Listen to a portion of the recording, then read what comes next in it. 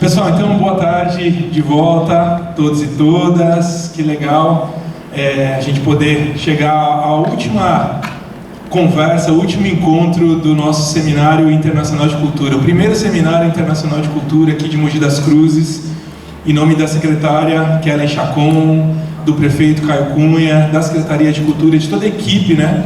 Hoje é o dia do trabalho, então estamos aqui trabalhando um pouquinho em prol da cultura, um pouquinho bastante. Queria saudar de novo a equipe que trabalhou nesse festival aqui, saudar os trabalhadores do teatro aqui, o Zezinho, o Matheus, né? O Zezinho, uma jornada de 40 anos nesse Teatro Vasques aqui, então uma trajetória bonita, né? Bom, a gente chega a esse final do seminário com um tema muito importante, muito, acho que provocativo e muito importante.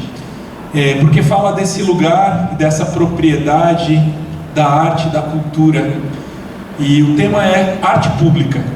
E para isso a gente convidou 4 pessoas incríveis aqui para estar aqui e para discutir com a gente. O primeiro que eu gostaria de chamar aqui ao palco é o professor Ciro Pirongi, um grande urbanista, fundador da Escola da Cidade, uma pessoa realmente proeminente. Obrigado, professor. Fique à vontade. Onde você quiser. O segundo que eu gostaria de chamar ao palco é o nosso querido historiador, professor Mário Sérgio de Moraes, reconhecidamente uma das figuras mais importantes aqui na história da cidade, membro do Instituto Vladimir Herzog. Depois eu gostaria de chamar ao palco nosso querido escultor, artista Lúcio Bittencourt, também dono de uma trajetória incrível, com muitas e muitas obras aí, mundo afora.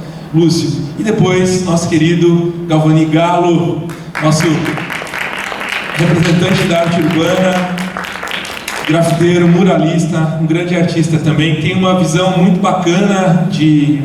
Às vezes as pessoas conhecem o Galo só como grafiteiro, como artista, mas quem conversa um pouquinho com ele tem uma visão muito bacana sobre políticas públicas também. Gente, a ideia é uma conversa, eu vou me meter o mínimo possível aqui nessa conversa. A ideia é a gente conversar um pouquinho sobre esse tema da arte pública, né? Então, sei que o professor Ciro trouxe uma pequena apresentação, o Lúcio também e o Galo também, então, e o professor Mário Sérgio vai ficar meio que de camisa 10 aí para armar esse jogo aí, tá bom? Então, vou passar a palavra pro Ciro, vou ali colocar a sua apresentação. Muito obrigado. Bem, queria dizer da minha alegria de estar aqui com esses meus amigos, o senhor Mário Sérgio, o Galo. Quero dizer que é uma alegria mesmo estar. Queria agradecer à nossa secretária pelo convite, ao Glauco. Sempre é uma oportunidade estar assim, conversando um pouco sobre dimensões da cidade, né? Eu, como arquiteto, urbanista, gostaria de me ater um pouco. Eu trouxe alguns exemplos só para ilustrar. Mas, na verdade, o que eu acho que eu gostaria de provocar um pouco, rapidamente, é essa dimensão da cidade. Né? Cidade como o principal artefato humano que nós fomos capazes de construir ao longo das civilizações. A cidade é essa invenção que nós fomos capazes de fazer ao longo da história, onde nós criamos recintos para nos encontrar. Mas, infelizmente, ao longo do processo também, nós fomos nos afastando. E, como eu disse no comentário que eu fiz na pergunta, nós criamos cidades e espaços urbanos que mais nos segregam do que nos aproximam. E isso tem gerado problemas imensos, que ficaram evidentes durante esses últimos 2 anos, com a pandemia. Criamos espaços quase que de solidão. E essa dimensão urbana, na discussão de hoje, eu acho que ela pode ter um dado muito fundamental, que é onde que a dimensão da arte, da beleza que tem comentado aqui, pode nos salvar, de certa forma, né? Pode nos resgatar essa dimensão do encontro. Há muitos anos atrás eu escrevi um texto dizendo que os arquitetos tinham inventado as esquinas porque não sabiam quem vinha. E ao virar a esquina se apaixonavam, encontravam o amor da vida dele. Eu acho que a cidade nós inventamos para isso, para nos encontrarmos, para estabelecermos uma relação de solidariedade e de alguma forma de convivência. Infelizmente, o inverso se deu muito. Eu vivo numa cidade como a cidade de São Paulo, lá, e vocês conhecem, todos que conhecem, sabem bem o que eu estou dizendo, uma cidade de solidão. A gente mal anda nas calçadas e mal encontra as pessoas. Então, há um livro muito interessante de uma antropóloga inglesa chamada O Século da Solidão, que ela acabou de lançar agora, sobre isso, sobre essa ideia de que nós estamos cada vez mais sozinhos, apesar de toda essa rede que nós montamos, que parece tão incrível, que todo mundo se conecta, mas, por exemplo, ela cita nesse livro que o índice de suicídio entre crianças de 15 e 18 anos em Londres, por exemplo, aumentou 50%. E assim vai. Então, o que nós temos, eu acho que é maravilhoso discutir aqui hoje com artistas, historiadores, o que nós podemos fazer para que as nossas cidades, de alguma forma, resgatem essa dimensão, que é a dimensão do encontro, que é a dimensão do convívio, que é a dimensão que nós podemos andar na rua e temos calçadas para andar. Eu me lembro uma vez da discussão com o prefeito, antes da posse dele como prefeito Fernando Haddad, eu dizia isso a ele, eu falei assim, um grande plano para uma gestão de 4 anos seria arrumar as calçadas. Bom, seria um passo fundamental. E quando eu penso numa cidade como Mogi, onde as calçadas são perversas, né? Não existem, e as que existem você não passa porque tem um poste no meio, e tudo em favor da dimensão do automóvel. Então, eu vou só fazer essa fala inicial e depois vou mostrar algumas imagens, pensando assim, até hoje nós construímos as cidades, quem já me ouviu falando isso, por favor, me desculpe, mas eu faço questão de repetir. Até hoje nós construímos as cidades assim, pensando primeiro no transporte individual motorizado, depois no transporte individual alugado, depois no transporte motorizado público, aquele coletivo, depois no transporte não motorizado e por último no pedestre. Se nós quisermos fazer uma cidade contemporânea, e é o que está acontecendo com as cidades do mundo que estão mudando, nós temos que fazer com a minha mão exatamente assim, o inverso.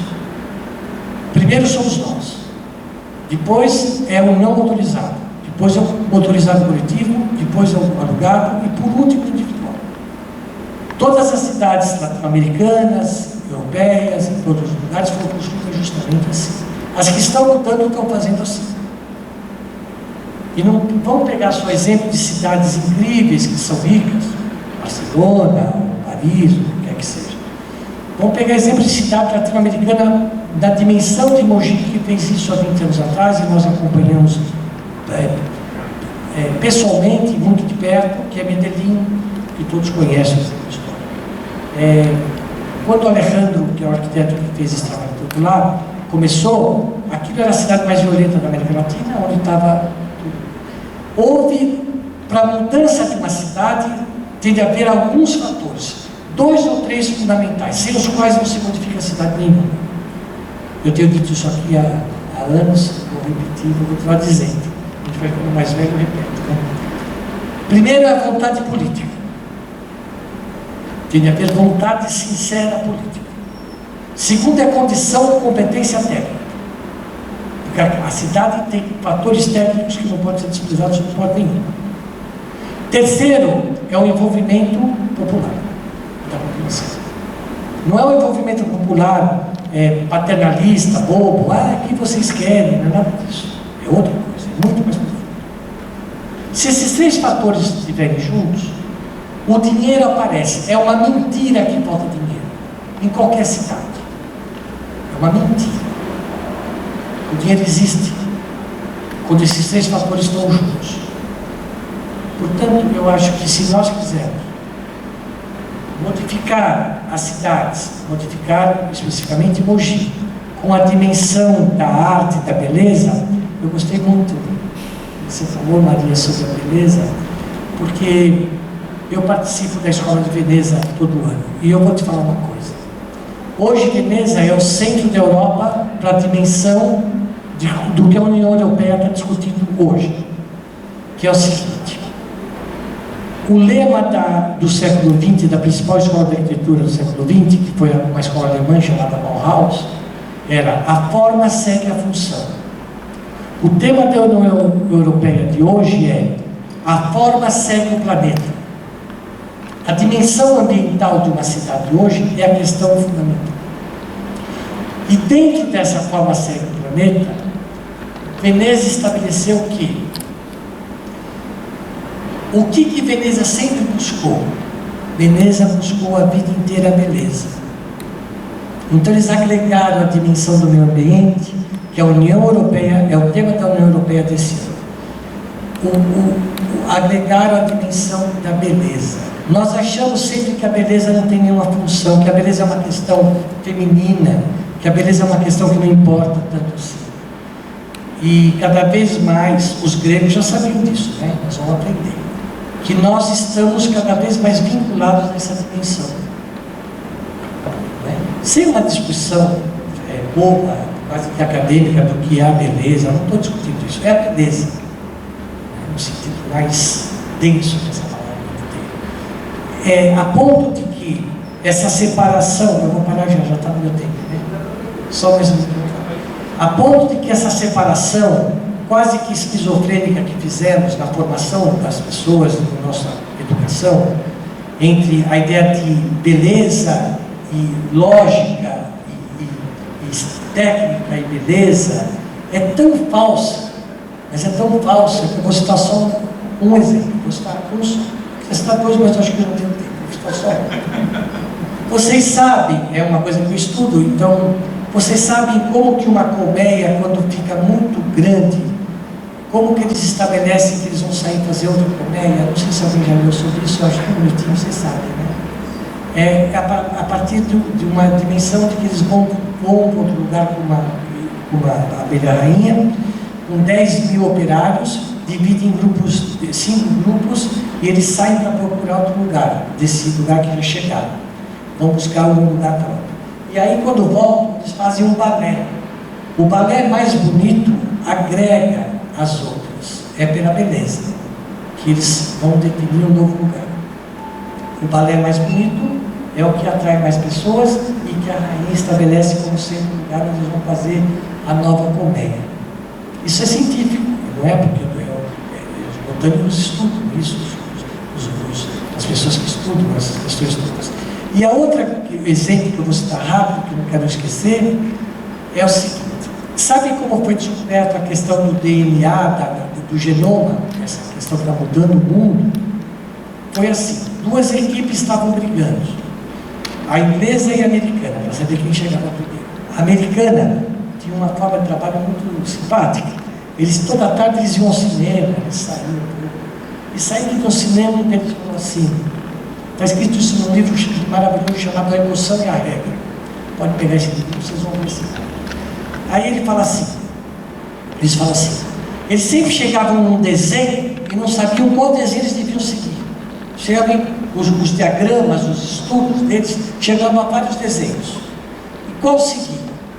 Até que um dos cientistas falou assim, saindo de um filme, não sei qual era, ele falou assim: por que nós não convidamos um artista, um professor de estética, uma pessoa ligada ao universo da arte, para ver qual o desenho é o mais harmônico, que é aquele que nós conhecemos, aquele espiral assim, e ganhar uma competição a partir da estética do desenho.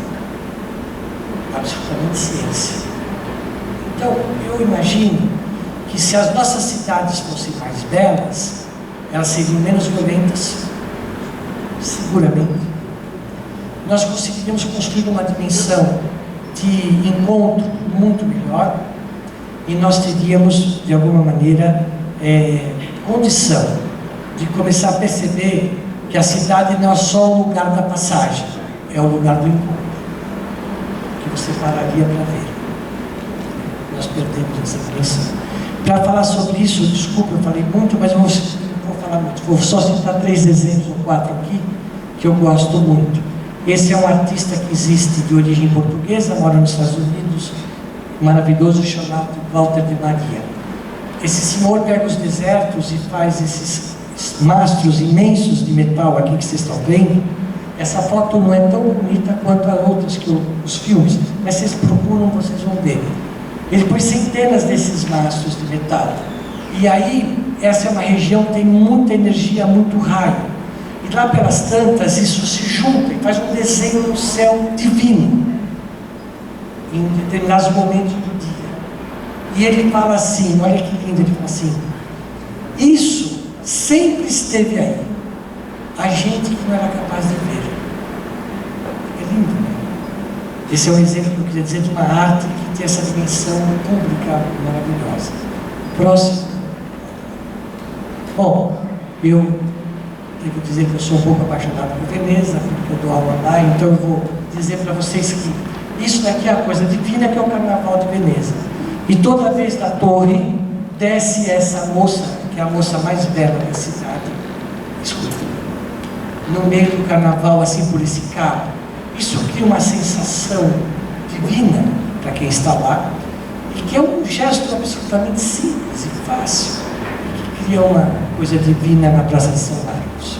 Esse lugar também divino, né? Eu quis dar como exemplo uma coisa feita com uma certa simplicidade e fácil. Vamos lá. E esse outro artista que eu gosto muito, chamado Cristo, eu acho que todos conhecem. O Cristo é um cara que faz coisas incríveis, como, por exemplo, empapelar ou embrulhar edifícios fantásticos.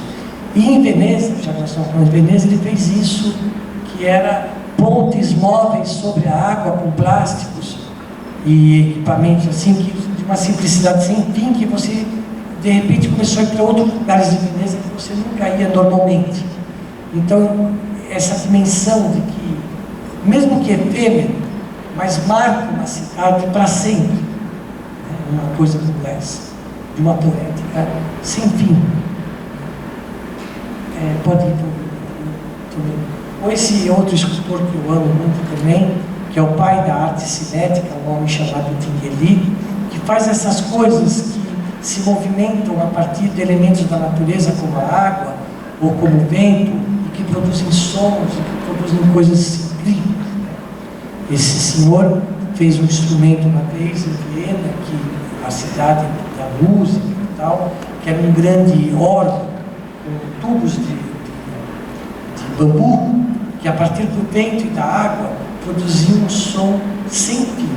E ele juntou com outro grande músico chamado John Cage, que fazia, a partir do enchimento do pólen, já era a música.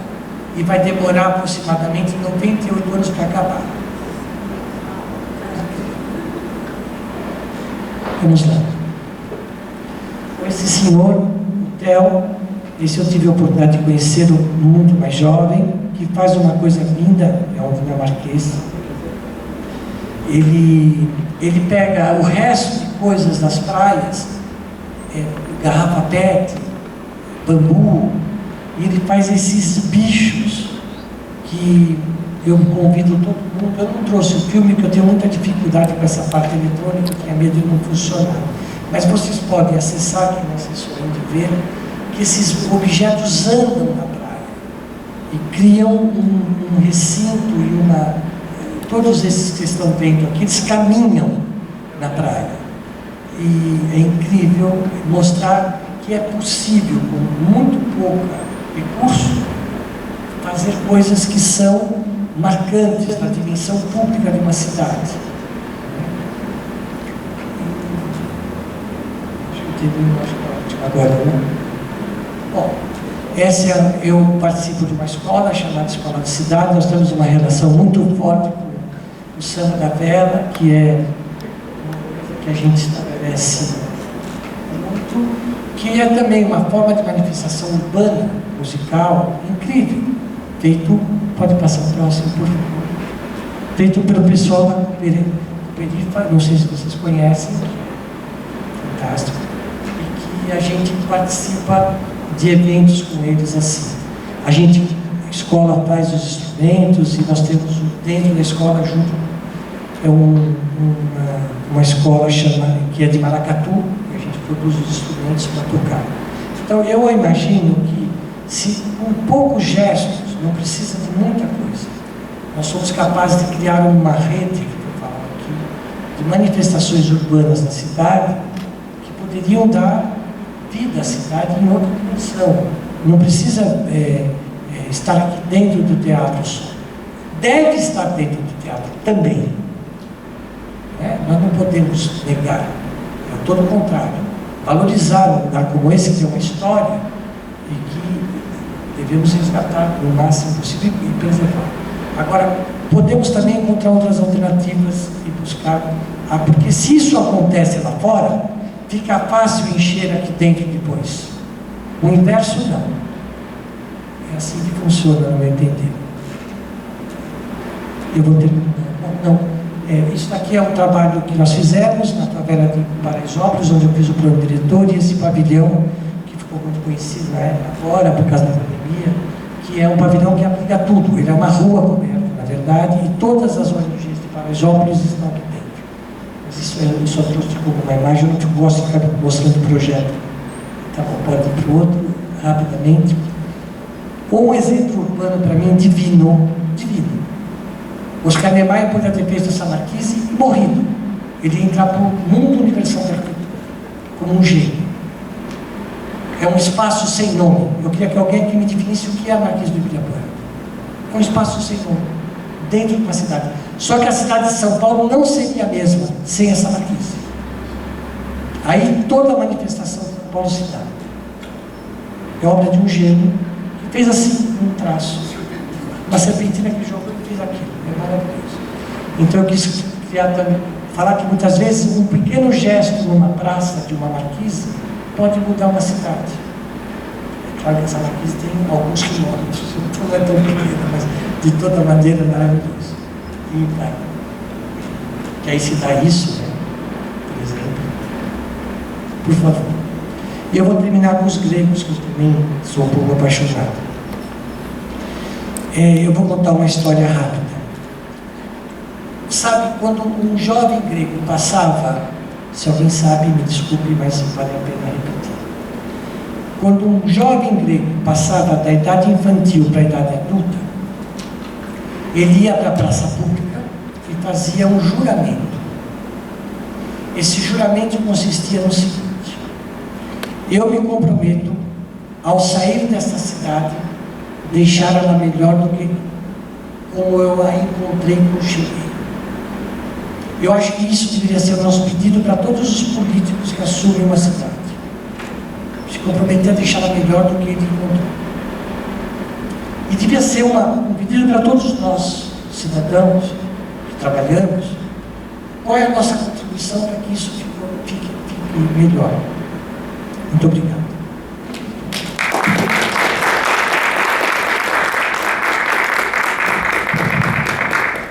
Boa tarde. Eu acho que a gente começou muito bem. E se eu pudesse resumir tanto conteúdo que o Ciro falou, seria participação social, quer dizer, no sentido da ânima, no sentido da alma, no sentido da energia, no sentido da criatividade. Segundo, o meio ambiente, que hoje está presente na vida de todos nós, e evidentemente amarrando com o símbolo da arte. Então eu passo a palavra exatamente a eles, para que eles possam, e aí eu gostaria de ouvi-los, no sentido de criar cidadania, que nós não sabemos.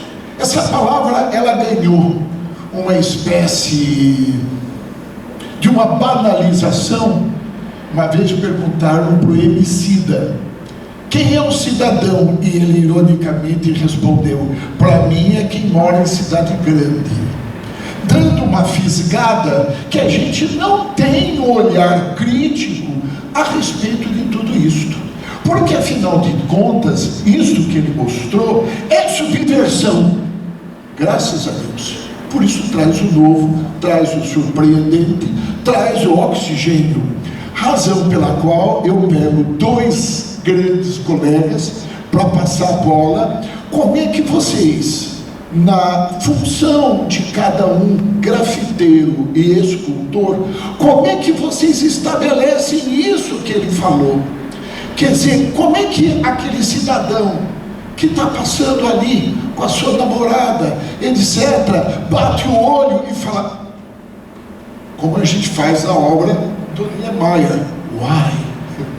Quando dá o uai, ou dá o surpreendente, consegui chegar lá. Eu passo a bola para vocês para falar a respeito de como vocês estimulam a cultura, e a cultura é uma vacina contra a violência. Bom, eu, assim, com as minhas esculturas, aprendi, né, porque eu não aprendi da escola a fazer escultura, eu vinha do sítio e fui descobrindo a cada dia essa relação público-escultura. Existem muitas dificuldades, porque como eu faço isso, por exemplo, eu gosto de trabalhar com arte abstrata, mas também gosto de trabalhar com arte figurativa.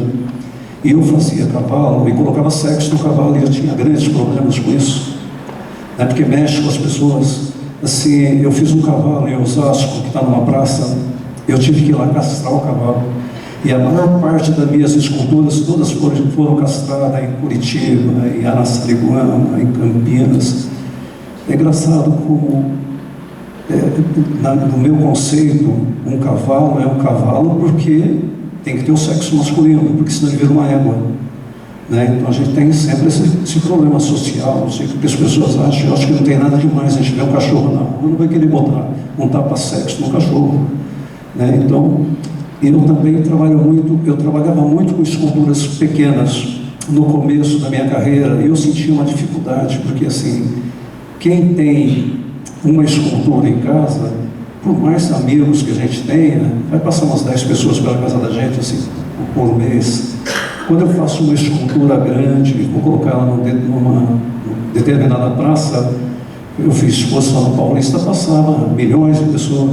Então a visibilidade, assim, eu consegui nome no mercado muito rápido, por causa de começar a observar essas coisas, esses detalhes que a arte tem, né? Porque às vezes tem muitos artistas que são muito regionalistas, eles não saem daqui de Mogi, por exemplo. Eu conheço uma série de artistas, você pode ir em qualquer galeria em São Paulo, você não encontra um artista mogiano, é muito raro. Você encontra o Nerival, por exemplo. Às vezes eu vou para Goiânia, encontro o Nerival, vou para Brasília, encontro o Nerival. Então o Nerival é um artista que realmente funciona, que ele vai buscar, ele interage, ele também, às vezes eu vou levar uma escultura em Brasília, eu preciso de alguém que vá comigo para fazer companhia. O Nerival é o cara que vai estar lá. Nós fizemos uma exposição em Brasília, Valdomiro de Deus, eu, o Nerival. O Valdomiro esqueceu um quadro, o Nerival se prontificou em São Paulo de ônibus para buscar o quadro, né? E ainda foi numa época que tinha uma revolução em Brasília, um quebra-quebra danado, né? E o Valdomiro de Deus torcendo para que o pessoal quebrasse a galeria e quebrasse os quadros dele, porque aí o governo ia ter que indenizá-los, né? Mas não aconteceu, o pessoal respeitou. Então essa uma questão também na arte, eu acho que eu tenho aí em média 25 mil obras, a metade são obras pequenas. Sim, as minhas obras dificilmente são pichadas, né? Quando as pessoas gostam da obra e respeitam, não existe pichação, existe respeito. Então eu já fiz exposição eu comecei com uma exposição em São Paulo, na Paulista, e fui até no Paraná, de cidade em cidade, um mês cada cidade. Então inúmeras peças foram violadas, estragadas, até aqui perto, até foram. Uma vez roubaram uma peça aqui em Poá, mas quando eu fui eu estava numa exposição em São Paulo, que eu dei uma entrevista numa TV, perguntaram se eu já tinha alguma peça roubada. Eu falei, há pouco tempo roubaram uma peça, mas eu não estou preocupado, porque ela é catalogada, ela é numerada, essa coisa. Aí eu estava no interior, aí a polícia averigou que tinha encontrado a peça no matagal, que o cara, quando soube que a peça era catalogada, essa coisa de jogou. Eu só tive que pagar depois só o guincho para ir buscar peça, essa coisa toda. Então, arte para mim é isso, né? E a minha ligação com o monumento, com a obra, é no fazer, porque eu boto todo o meu sentimento, todo o meu amor, toda a minha dedicação. Quando eu faço uma obra, eu faço pensando que daqui 20 anos eu não vou estar mais aqui, mas a obra vai estar, e ela vai estar com a mensagem. Aqui em Mogi, quando eles pediram para fazer aquela pirâmide humana, onde está a pirâmide humana, a empresa que me contratou, ela queria um médico. Aí eu fui para uma reunião com o pessoal do hospital, falei, olha, um médico, quando você vem do Socorro para Mogi, você vai ver as costas do médico. Quando você passa na lateral, você vai ver só um perfil que não vai falar nada. Só quem está indo sentido Socorro que vai ver a frente do médico. Aí eu sugeri de fazer embaixo, simbolizando os hospitais conveniados, depois os médicos, médicas e as crianças.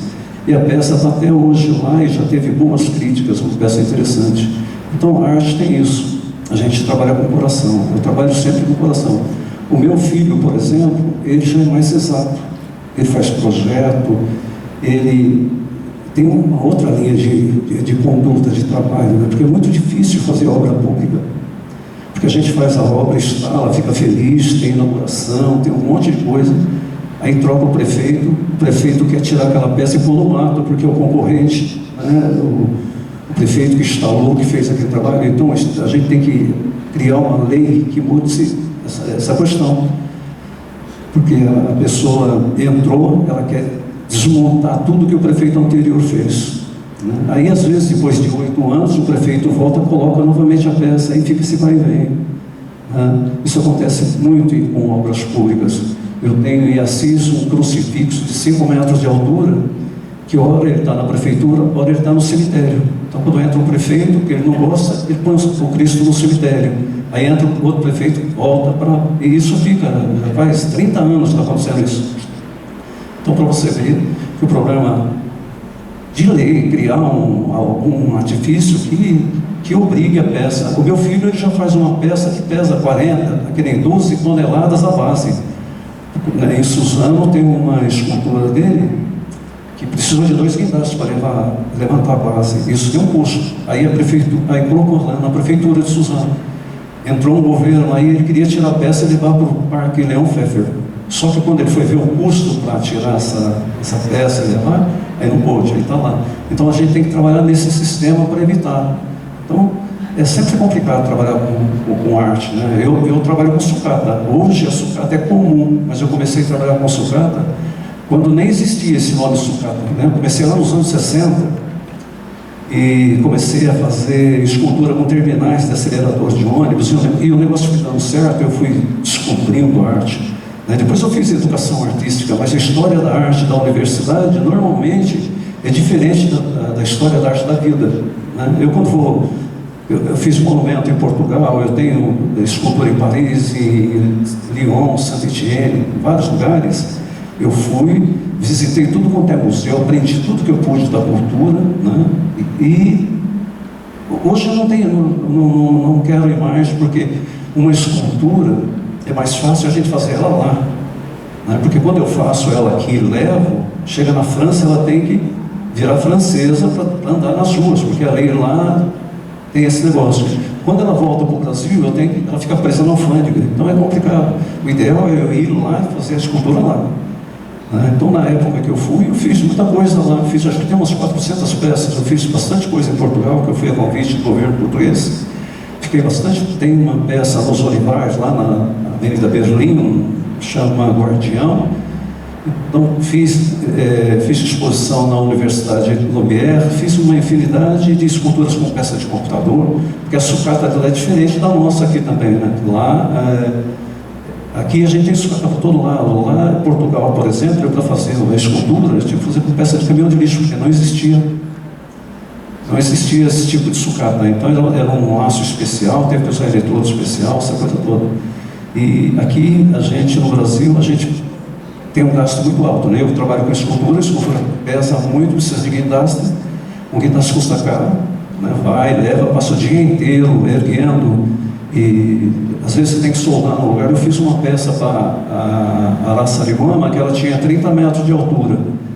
Aí vai um guindaste de 60 toneladas, não levanta. Aí tem que ir um de 90 toneladas. Aí a gente tem que trabalhar debaixo de chuva, porque a peça vai desmontada, vai perna, braço, tronco, cabeça, aí chega lá sem montar no topo da montanha. Aí não tem luz, tem que mandar instalar energia, então tem todos esses problemas. Acho já é difícil, né? Agora se imagine, no Brasil é muito complicado você ser respeitado. Eu, graças a Deus, dei sorte, que acho que a gente deve ter alguma estrela, porque eu passou pela minha vida muita coisa, né? Agora há pouco tempo eu fiz bastante coisa para Cacau Show, tenho peça em Sesc, o pessoal falou de rede, né? Rede, isso aconteceu comigo. Eu no começo da minha carreira eu ia quase todo dia em tudo quanto é exposição em São Paulo, porque tinha contato com outros artistas, com crítico, com cliente, e foi o que me projetou fora de Mogi, né? E uma coisa importante que eu também acho é a gente se sente honrado de levar o nome da cidade quando está num cartaz que está lá artista de Mogi das Cruzes, né? É uma honra para o artista. Eu acho que o artista se sente muito grato a isso, né? Bom, muito obrigado. Carlos, eu vou te... Esse aqui é o Museu de Araçariguama. Aí é Praça 14 Bis, né? Eu fiz a Torre Eiffel, tem lá em cima o 14 Bis. Tem um relógio também, porque por causa do Santos Dumont, é ele que colocou a pulseira, né, no relógio. Pode mudar, por favor. Esse touro é o touro bandido, né? Na época da novela, o prefeito pediu para fazer um touro bandido, porque ele fez uma arena na cidade, e ali está um cavalo, mas ele está de costa. Através desse cavalo que ele comprou numa galeria em São Paulo, foi que me chamou para fazer os outros. Por favor, para mudar. Aí o museu, né? Ali está o relógio, né? Também é homenagem ao Santos Dumont. Aí tem cavalo, tem touro, tem essa peça aqui que é homenagem a Ibirapuera. Aí tem, aonde estão os coqueiros, tem uma mulher grávida, porque lá foi feita a primeira maternidade. Aí eu fiz uma mulher segurando o bebê. Então, tem várias peças mais abstratas. Aí a placa, né, do museu. Isso aqui é um araçari, que foi também uma das primeiras peças que eu fiz para a cidade, porque Araçariguama vem de araçari, né, que é um tipo de um tucano. Pode mudar, por favor. Esse avião, eu restaurei, esse avião foi do JK, era um avião reserva. Ele estava em Piracicaba, eu trouxe de Piracicaba e restaurei ele todo, que ele estava todo podre, porque alumínio e os pombinhos fizeram morada dentro e acabou apodrecendo. Aí eu restaurei ele inteiro, coloquei assoalho, isso aí antes era um cinema dentro. Pode mudar, por favor. Esse aqui, o Bandeirantes, ele tinha em média 30 metros de altura. Se vocês olharem, ele tem um cabo de aço. No caso de um vento muito forte, aí roubaram os cabos de aço, essa peça caiu. Ela está deitada ali. É uma peça muito difícil de fazer, muito alta, né? E caiu porque ela está no topo de uma montanha. Essa peça tem uma história interessante. Ela ia ser Jesus, né? Ela tinha um manto, dentro ia ter uma escada caracol que ia até a cabeça. Só que no meio do caminho o prefeito fizeram um abaixo-assinado. Eu tive que mudar a peça de Cristo para Bandeirantes. Pode mudar, por favor. Isso aí é um museu em Ribeirão Pires. Essas peças, ela tem uma plataforma na base que você pode entrar dentro para você ser fotografado. Cada pessoa que entra é uma escultura diferente. Pode mudar, por favor. Isso seria o São José, na entrada de Ribeirão Pires, São José apresentando o menino Jesus. Ela tem uns 10, 12 metros. Pode mudar, por favor. Esse aqui é um pássaro, ali é uma homenagem ao Japão. E aqui embaixo são as peças abstratas. Mas são altas. Essa peça aqui deve ter uns 6 metros de altura. E tem uma peça do Chaé. Porque além, eu quando sou contratado para fazer qualquer coisa em cidade, se tiver chance, se precisar, às vezes o prefeito quer um outro artista, eu indico daqui. Eu tenho alguns amigos em São Paulo, escultores em Chorão, né? Eu ia fazer Os Profetas, E o prefeito queria que eu fizesse os profetas para pôr na igreja. Só que como eu tenho muita escultura na cidade, eles já começam a achar que o prefeito, que a gente é amigo, que é parente, essa coisa toda. Aí eu indiquei o Chair para fazer. Ele fez as primeiras 5, ainda falta fazer mais 7. Por favor, pode mudar. Essa máscara aí é homenagem ao teatro, né? Ali também aquela peça é abstrata. Isso está beirando um riacho. Tem um riacho que passa aí. Pode mudar, por favor. Esse touro aí são 2 touros e um toureiro. Também está é um boulevard, tem várias esculturas. Pode mudar, por favor. Isso aí é em Itupeva. Aí a Praça do Milênio. Tem aquele Netuno que vocês estão vendo. Esse Netuno, aí foi feito uma ilha para colocar o Netuno. Só que como ele tem um tridente, trocou o prefeito mandou tirar, porque é uma coisa do demônio. Só que foi colocado, porque um jornalista viu a peça fora, brigou e colocou de novo. Ali é um triciclo, e essas peças são abstratas, né? Bem abstratas. Mas é um lugar muito bonito, essa cidade. Pode mudar, por favor. Ali é São João Batista, em Araçariguama, Arceburgo, aliás. E aqui é o São Francisco de Assis. Em Assis ele tem 13 metros, aqui ele tem 8. Pode mudar, por favor. Isso aí é no Museu da Assembleia, esse galo. E essa escultura do lado de cá foi feita para... quando eu começava a limpar o Tietê, acho que 90 e poucos, 92, por aí, eu fiz esse que se chama Guardião do Tietê. Ele está no AMB. Pode mudar, por favor. Esse peixe está em Aracruz, no Sesc. De Aracruz, na entrada do Sesc. Pode mudar, por favor. Aí também é no Espírito Santo. É o toureiro e o touro, São Mateus. Essa coruja está em Mococa. Esse leão em Assis. Em Assis não, Ourinhos, desculpa. Isso aqui é uma empresa de trator, então o nome da empresa é Corujão. Aí eu fiz essa coruja, está virando a estrada. Pode mudar, por favor. Isso aí é a escultura de Portugal. Ela ainda está na cor original, porque lá tem as cores, tem uma numeração para que eles possam ir restaurando. Chama Recriação. Pode mudar, por favor. Isso é de Mogi, a pirâmide humana. Tem 2 pirâmides, tem uma aqui e uma em Barueri. A de Barueri é maior do que essa. Pode mudar, por favor. Esse tour é da prefeitura, está no Parque do Centenário, que a prefeitura comprou há algum tempo. Pode mudar, por favor. Isso aí é na entrada do Centenário, é uma peça polêmica, porque normalmente eu não deixo nada enferrujado, né? Eu não gosto muito de trabalhar. Mas o secretário da gestão anterior gostou da peça e comprava. A prefeitura comprou essa peça. E o pessoal lá no Centenário não gosta muito dela, os funcionários não gostam muito, mas a arte é isso, né? Quanto mais mexer com as pessoas, melhor. Pode mudar, por favor. Esse é um cavalo marinho. Essa garça eu fiz para a cidade de Garça, só que quem encomendou viajou na maionese, encomenda, aí você faz, aí chega na hora ele falou que o cliente não queria, que era um prefeito. Que é para Garça, uma cidade de Garça, lá longe. Pode mudar, por favor. Esse galo, ele é grande. O caminhão vai numa viagem só, ele pesa muito. Ali onde tem aquele senhor sentado, é um banco também que eu fiz, um banco de sucata, tem outro cavalo marinho, atrás tem um outro touro. Pode mudar, por favor. Isso é um pássaro, né? Um pássaro desse não existe, né? É uma coisa... O meu trabalho, ele é pararealista. É um movimento brasileiro, esse pararealismo. Pode mudar, por favor. Esse touro, ele é grande também, ele para transportar é uma viagem de caminhão. Ele está em Poá, que eu estou com uma exposição no aniversário da cidade de Poá. Pode mudar, por favor. Esse é um cavalo empinado, também todo enferrujado. E aqui esse peixe, né? Pode mudar, por favor.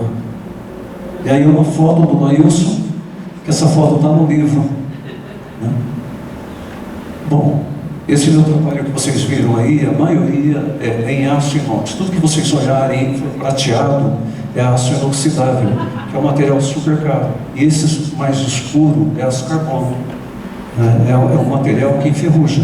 E com o tempo ele vai comendo. A não ser que seja aquele aço portenho que ele chega uma hora e para. Né? Mas, então, o meu trabalho todo resume-se nisso. Né? Mas eu tenho, por exemplo, agora que eu estou com essa exposição em Poá, eu estou lá com 4 caminhões de escultura lotado até a boca.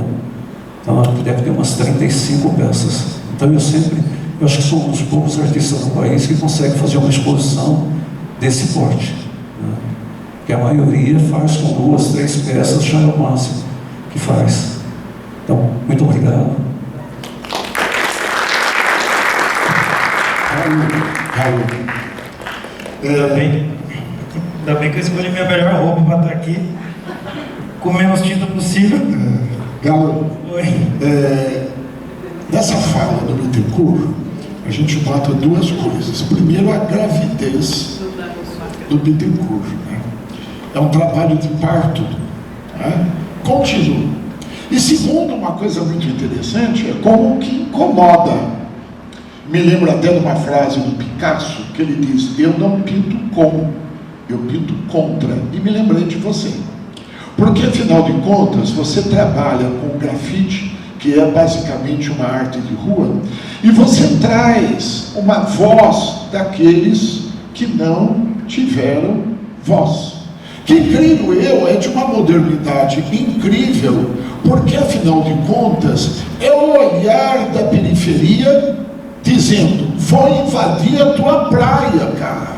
Você entendeu? Eu gostaria que você falasse, exatamente mostrasse esse dado da arte urbana e como que ela é produto de uma tradição e, ao mesmo tempo, de uma ruptura. Bom, com certeza. Bom, primeiramente eu quero agradecer o convite aqui da secretaria, da secretária, de todo mundo aí. É muita honra estar aqui, né, do lado desses 3 grandes aqui, né, que já começa com a aula do professor Ciro aqui. Como eu falei no começo, não tenho nem roupa para isso, mas vou tentar aqui ser o mais sintético possível, né, porque tem uma pegadinha aí. Eu sou grafiteiro, mas tudo começou com arquitetura. Eu comecei gostando de desenho, como qualquer criança e tal. E quando eu já estava, né, na fase adulta, eu decidi fazer arquitetura porque seria algo menos desprezível por parte da minha família de aceitar. Então, era o que eu considerava mais próximo de algo artístico. Então, assim, antes de ser arquiteto do que ser artista plástico. Se eu for artista plástico, meu pai vai falar: pô, vai virar artista plástico mesmo? Que coisa, né?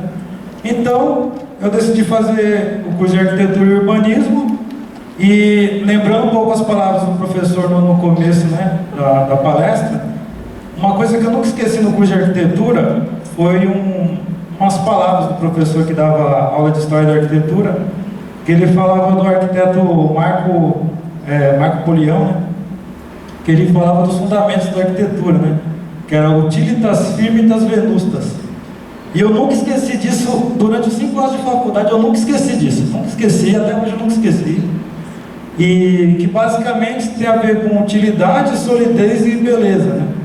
Que são teoricamente os 3 pilares da arquitetura. Isso para mim sempre foi algo assim que me norteou. E eu acabei me decepcionando um pouco com isso quando no último ano de arquitetura eu cheguei para uma colega minha, né? Todo mundo se cumprimentando, já todo mundo se formando e tal, aquela festividade. Eu cheguei para ela: utilitas firmitas venustas. Ela: o quê? Deixa quieto. E aí, né, eu acabei entrando na parte de projeto de acústica, né, me distanciando cada vez mais da arquitetura e da beleza. E eu era muito fã também do Antônio Gaudí também, né, e eu queria fazer um projeto igual ao do Gaudí, com tudo redondo, canto redondo, móvel redondo, tudo tipo que nem um castelo Rá-Tim-Bum. E eu fiquei 5 anos praticamente virando piada de todos os professores, assim, porque era sempre um projeto esquisito, era um projeto bumerangue, era um projeto com forma de alguma coisa, e só, né, levando piada e piada e piada, até que trabalhando 7 anos com acústica, eu fiquei meio que deprimido, porque eu não conseguia mais fazer nada ligado à arte, né? E aí em 2009, trabalhando no Cambuci, eu comecei a ver os trabalhos dos grafiteiros lá no bairro. Eu falei, mano, vou pintar na rua também, né? Por que não, né? Tô perdendo nada. E aí, não sabia usar spray, não tinha a menor ideia, não conhecia ninguém, não tinha uma rede de pessoa que eu conhecia dentro do hip hop, muito menos do rap. Gostava dos Racionais e tal, mas também gostava do Alceu Valença, gostava de Janeiro Undi, gostava de Tonique Tinoco. Então assim, eu não era aquele grafiteiro padrão, né, que gostava só do rap, gostava do hip hop. Então era totalmente a parte do que estava acontecendo ali na época, né. E aí em 2009 eu comecei com pincel só, porque eu não sabia usar spray. E eu lembro que primeiro trampo que eu fiz, eu não tinha a menor ideia do que eu ia fazer. Eu não queria também fazer algo assim, não queria vandalizar a cidade, não queria, né, fazer algo que depois eu fosse preso e tal. E eu estava com medo do caramba de ser preso. Na realidade era essa, né, porque tinha um trabalho que me sustentava de certa forma, e tinha uma aptidão minha para o desenho que eu via no grafite que não me dava nada. Tipo, era só quase que um hobby, assim. Tipo, era uma válvula de escape, na verdade. E aí foi que eu comecei. Cadê o seu Manuel? Passa aí para nós aí, Manuel. Aí. Então, eu sou isso aí mesmo, porque tem gente que tenta romantizar. Inclusive eu vou fazer uma denúncia aqui, que no cartaz está Galo com 2 L, né? É Galo mesmo. É Galo do galinheiro, não é da família italiana. O meu apelido é Galo porque pensavam que eu torcia pro Atlético Mineiro quando eu mudei de escola. E aí começaram a me chamar de Galo porque eu não aceitei ser apelidado de Gal Costa. Porque o meu nome é Galvani, meu primeiro nome é Galvani, né? Começaram a me chamar de Gal Costa na escola. Mas aí depois me chamaram de Galo e ficou.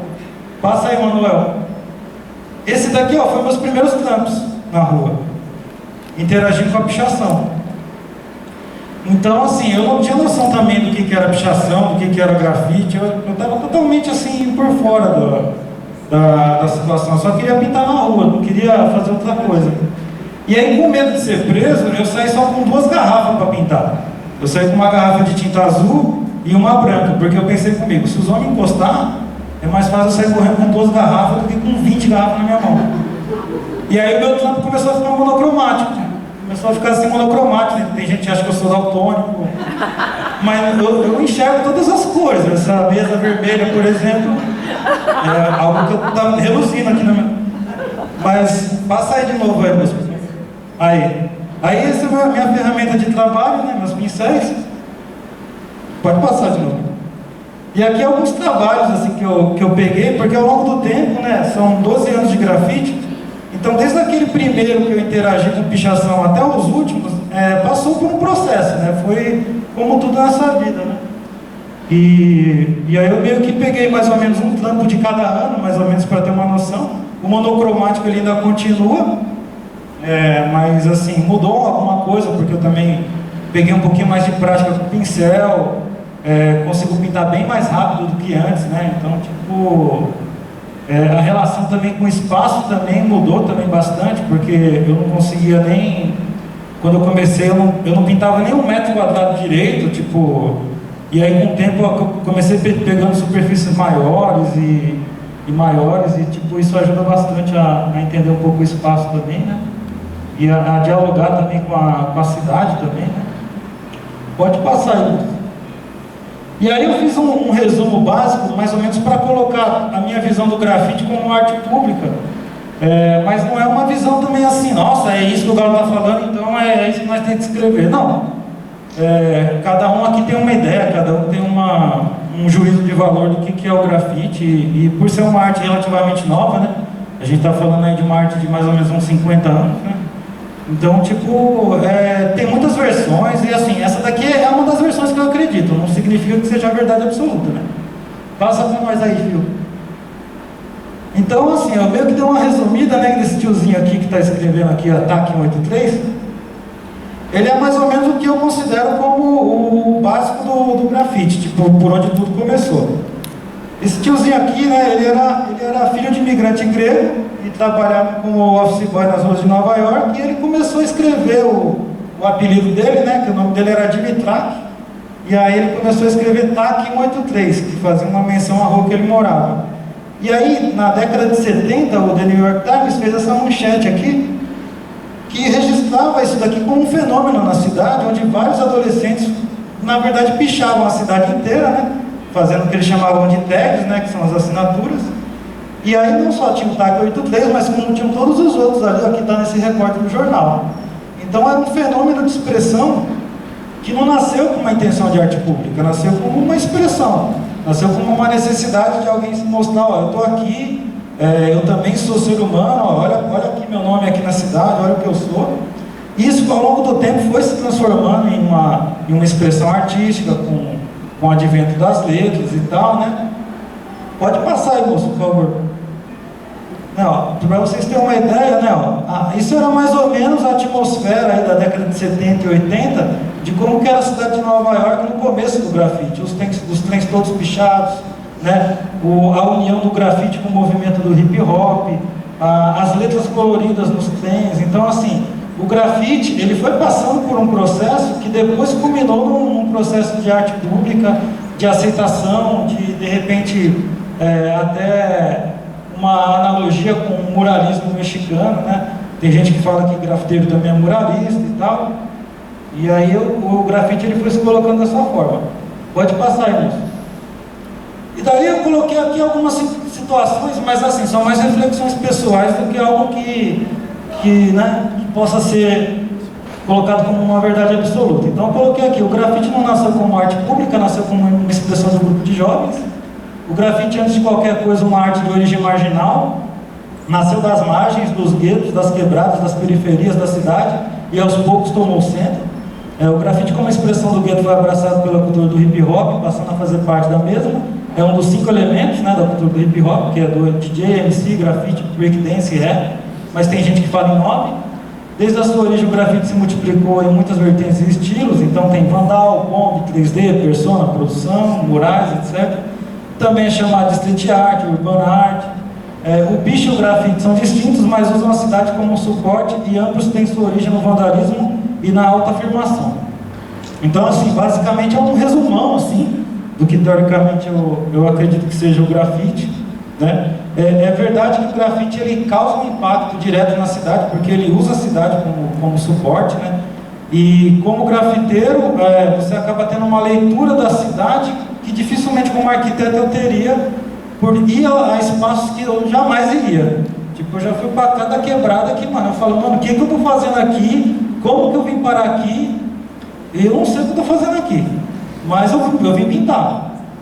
Então eu pinto e deixo um trampo ali, também não sei quanto tempo esse trampo vai durar, não sei qual vai ser a reação das pessoas em relação àquele trampo, mas eu sei que de alguma parte eu faço parte daquela situação ali, como vários outros grafiteiros e grafiteiras também fazem, né?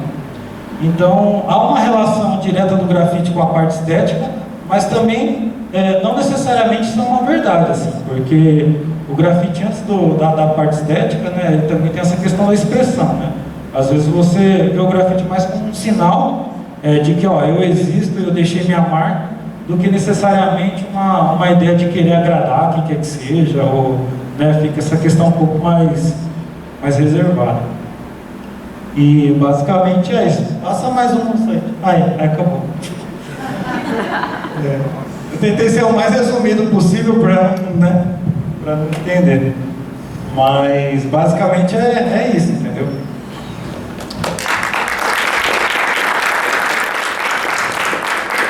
Eu, como historiador, me considero dentro desse grupo chato. Porque, afinal de contas, vocês viram aí beleza, né? Viram criatividades. E o historiador é aquele que, através de uma inteligência racional, vai tentar conceituar. Então é um chato, sabe? Então, vocês me desculpem, eu vou aqui falar, hoje é muito comum a gente falar o lugar da fala. Então eu quero colocar isso para vocês E por favor, podem ficar armados, porque eu vou tentar dar uma costura, uma conceituada nisso que está se dando. O meu lugar da fala é, em primeiro lugar, um olhar acadêmico, não tenho como ser diferente, de tentar colocar os pingos nos is, tá? Não exatamente procurando uma verdade absoluta, pelo amor de Deus, tá? É um tipo de discurso, tá? E aliás, buscando polêmica, tá? Em segundo lugar, eu venho de movimentos sociais, particularmente de um instituto chamado Vladimir Herzog, que tem no foco sobre direitos humanos, particularmente vendo a cultura como um local de vacina contra a violência, pregando os direitos humanos, porque afinal de contas é uma construção civilizatória, tá? Então esses dois lugares. O que eu penso ou imagino arranhar a respeito de arte? Em primeiro lugar, eu acho que ela tem 3 características. Ela é produto de uma tradição, ela é produto de uma herança. Se a gente pensar em Guimarães Rosa, né, a gente pensa em Euclides da Cunha, José Lins do Rego, Machado de Assis, mas não basta, não basta, porque a arte é você pensar no impossível estabelecendo o possível. Então você vai para o risco, você vai para o inusitado, você vai para o surpreendente, você vai naquilo que todos mostraram aqui, que é exatamente aquilo que eu acho, que eu, né? Aliás, até a frase do Mário de Andrade, né?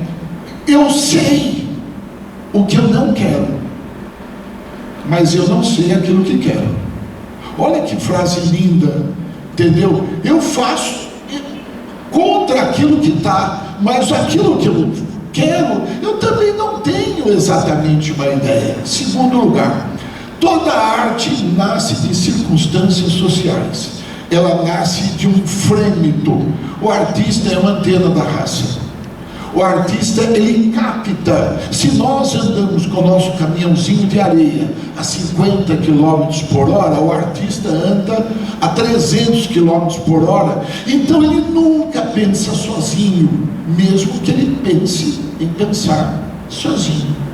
Ele pensa como uma antena daquilo que está acontecendo. Em terceiro lugar, o artista, na verdade, ele busca um reconhecimento social. E esse reconhecimento social, ele vem de 2 ângulos, tá? Ele vem de um reconhecimento civil, quer dizer, a sociedade fala, aquele cara é o meu cara, aquele cara tem o meu rosto, aquele cara tem a circunstância, que a sociedade, aí que está o problema. Se de um lado ele tem o reconhecimento da sociedade, ele busca também, e seria até interessante, o reconhecimento do poder público. Aí a coisa pega.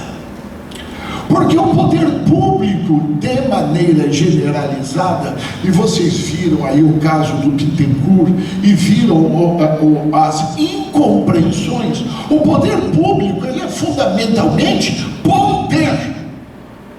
Ele cria hierarquia entre arte e a revolução, entre arte, revolução e política. É um diálogo que eu diria para vocês extremamente difícil, tá? Porque a arte, ela vai contra, não tem como. Quando ele colocou no cavalo dele o falo, meu Deus, que legal, né? O falo, uma coisa de todos, vai mexer com aquelas estruturas dominantes, aonde a ideia do sexo, ela é quase que uma blindagem para que você fique broxa, lógico. Então tem razão o poder público em tentar podar o artista nesse sentido. Então, diante disso, eu chego para Mogi, vou falar mais 5, 7 minutos para a gente estabelecer aqui. A arte está no teatro, na música, na literatura, lógico. Só que a arte, ela tá também no miúdo. Ela está na cozinheira. Ela está lá naquele menino que está fazendo o seu brinquedo. Ela está numa grande cantada que o menino pode dar numa menina. Ela está nas coisas, mas eu diria para vocês, até pensando no Gregório de Barros, aquele poeta, ela está numas coisas absolutamente cotidianas. É por isso que ela é bonita. Ela está no patrimônio público. O Ciro sabe, as paredes falam. Quando você entra no local, aqui no centro de Mogi, por mais descaracterizado que possa ser, quem tem a história dentro, as paredes estabelecem um diálogo, e é neste diálogo que cria o ambiente necessário para o parto daquilo que eles fazem. Porque eles estão recebendo, quase que eu diria para vocês, uma espécie de uma energia dos seus antepassados. Detalhe, os antepassados que nunca morrem. Porque nós aqui, a nossa cabeça é uma biblioteca de 300, 400 anos. Quando a gente fala para uma criança, tem 3 meses de vida, não é verdade. Uma criança com 3 meses de vida, ela já tem um DNA que ela recupera dos seus antepassados uma série de dados.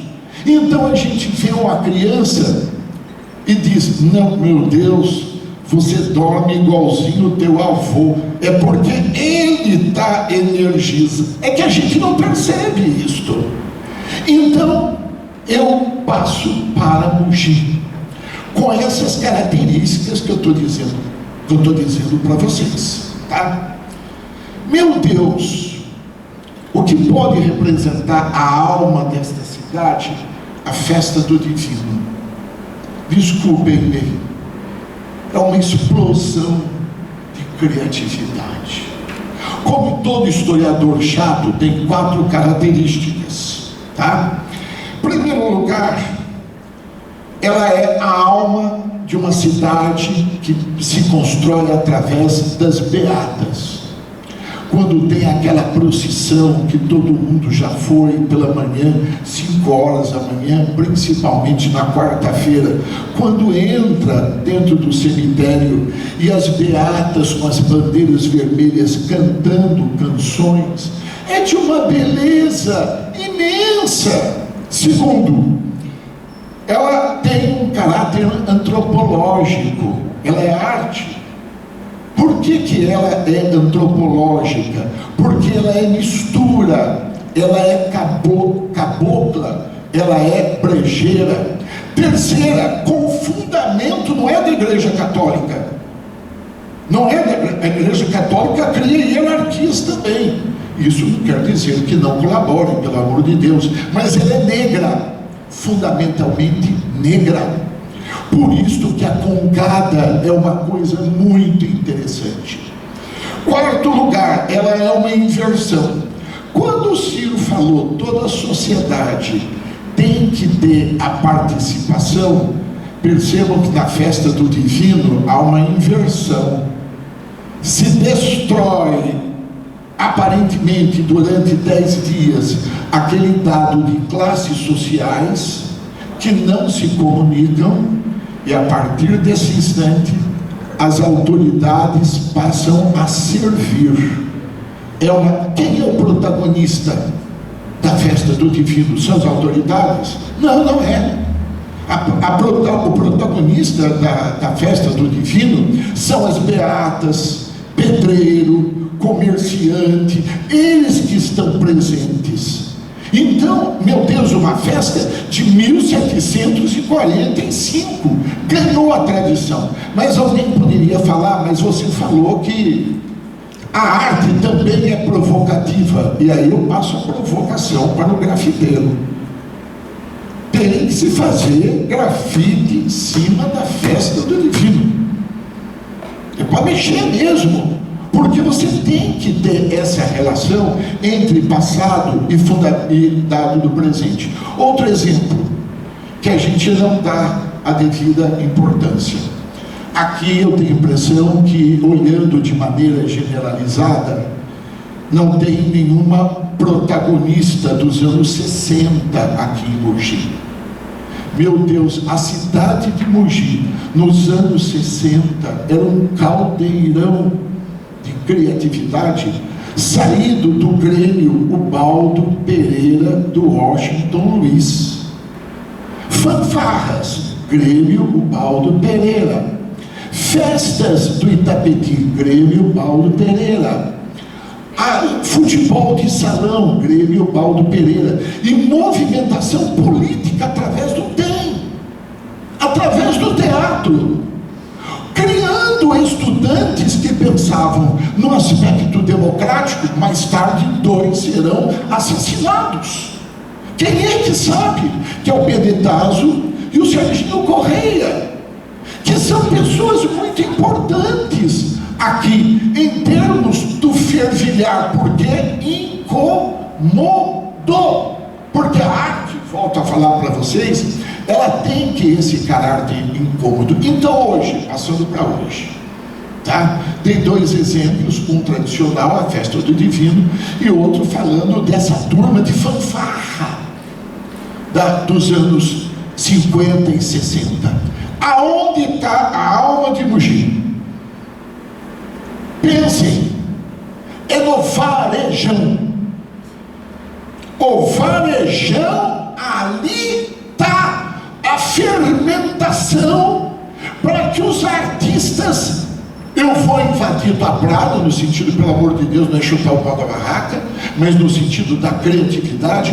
O varejão está lá, é a bola na linha do pênalti, porque ali tem prosa, ali tem mistura, e ali tem a cidade que a gente vive, que é mogiponesa. É mogiponesa a cidade aqui. Ela tem um cinturão verde, e aí eu desafio vocês, e sempre falo isso, já vou terminar. Peguem uma cidade do Brasil que tem um modelo econômico de Mogi. Peguem uma. Não é exportação. Os agricultores produzem para o mercado interno, 1-0.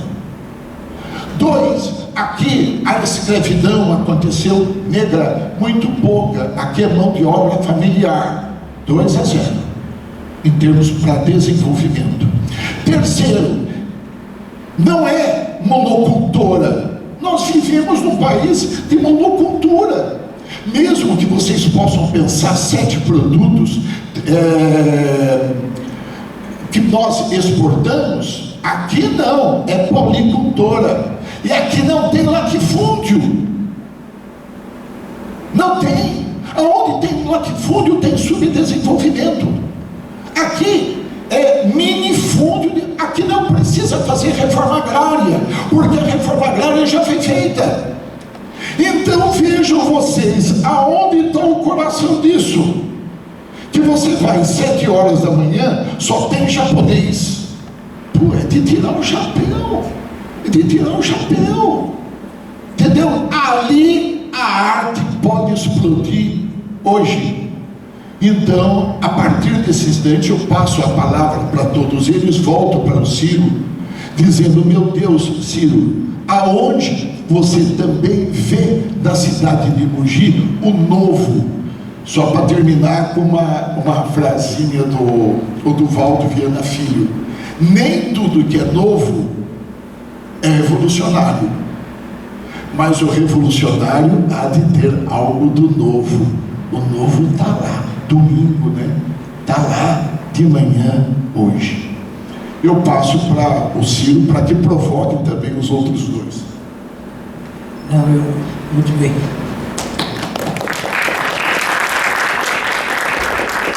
Eu tenho muito pouco para falar, eu acho que seria muito interessante nós ouvirmos também, né, dos nossos amigos, se alguém tem alguma pergunta, não sei, eu acho que seria mais válido, né? Se todos pudessem perguntar, comentar, tem uma pergunta, eu acho que dá para a gente conversar.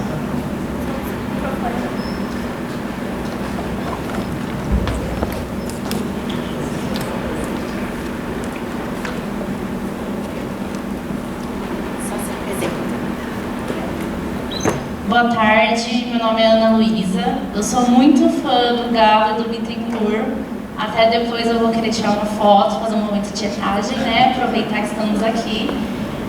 Durante a pandemia eu acabei pegando Covid e eu fiquei muito mal e eu sempre gostei muito de arte e eu ficava sempre assim, não, eu preciso fazer um curso, preciso fazer uma faculdade, porque precisa ser perfeito. E aí quando a gente quase chega na beira da morte, a gente fala o que eu estou fazendo na minha vida, né?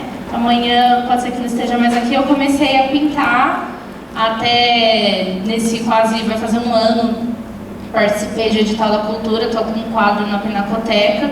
E me inspira muito o próprio Lúcio falar que ele também começou não com esse estudo formal e está aí onde ele está hoje. E aí minha pergunta para vocês dois, né, esse meu processo de pintar, às vezes é uma coisa muito do momento, às vezes é uma coisa um pouco mais planejada. Então eu queria saber do Lúcio se você faz um planejamento, faz um projeto para poder fazer suas obras, ou são coisas mais espontâneas. E para o Galo eu queria saber também, principalmente considerando que você faz muro, que é enorme, como que você consegue fazer o desenho, o traço? Você utiliza um projetor? Você vai fazendo no olho? Como que você faz essa parte da pintura mesmo? Muito obrigada. Bom, na realidade, eu prefiro fazer escultura assim. Eu levanto de manhã, não sei o que eu vou fazer e também não estou preocupado. Eu acho que existe uma força maior que rege isso, sempre. Agora, quando um prefeito me chama para fazer uma peça para pôr na cidade, e aí eu converso com ele, ele vai falando o que ele quer, e já na minha cabeça eu já vou formando a escultura. Aí, muitas vezes eu faço um esboço e apresento, e muitas vezes eu já faço a escultura direto, e normalmente nunca tive problema. Eu terminei a escultura, mandei uma foto, levei a escultura, foi assim, numa boa. É como se a gente fizesse uma ligação, como o professor falou, como se a gente fizesse uma ligação com a outra pessoa. Isso é uma coisa natural, uma coisa que acontece com a maioria dos artistas, né? E sempre foi assim.